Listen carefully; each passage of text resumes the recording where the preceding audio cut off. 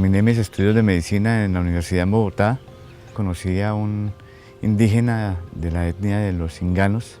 Con mucha dificultad empecé a admitir que ese indígena, que era un chamán, un médico tradicional, y él fue convenciéndome poco a poco que sí era verdadero médico y que sus plantas servían. Dediqué todo mi trabajo en adelante a, por un lado, acompañar a los indígenas, tarea que estamos haciendo hasta ahora, y por otro lado, a intentar un diálogo entre la ciencia occidental y la ciencia indígena.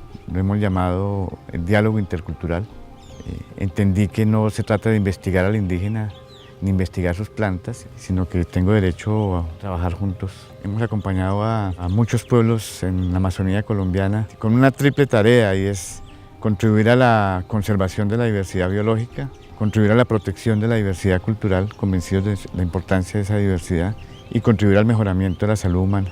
Pero siempre he tenido la postura muy crítica, como muy defensor de que esto indígena, al salirse del contexto indígena, corre mucho peligro. Puede convertirse en algo sumamente dañino para los indígenas y para los usuarios del mundo occidental. Yo hago una reflexión a partir de mi experiencia personal sobre interrogando plantas sagradas.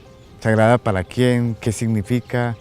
¿No será un neologismo? Y es como desacralizar de alguna manera esa perspectiva única de la planta maestra, la planta madre, pero más que la planta es toda una cultura lo que está en peligro. Para ellos es una planta importante, la respetan, pero es una planta y nada más. Pero sí está en manos nuestras, por lo menos en la mía y quienes trabajamos, en ayudar a que ese sistema se mantenga vivo. Sus territorios, su cultura, sus derechos están amenazados, minería, petróleo. Ahí esa es la tarea nuestra, defender ese sistema. Y creo que es un llamado ético. Digo una frase del indígena a quien voy a citar esta tarde en mi conferencia. Hace 500 años llegaron ustedes.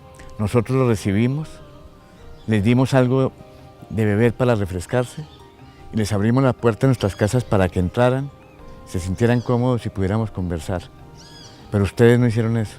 Atropellaron nuestras casas, nos robaron nuestras tierras, nuestras mujeres, y solo pensaban en oro y oro y oro.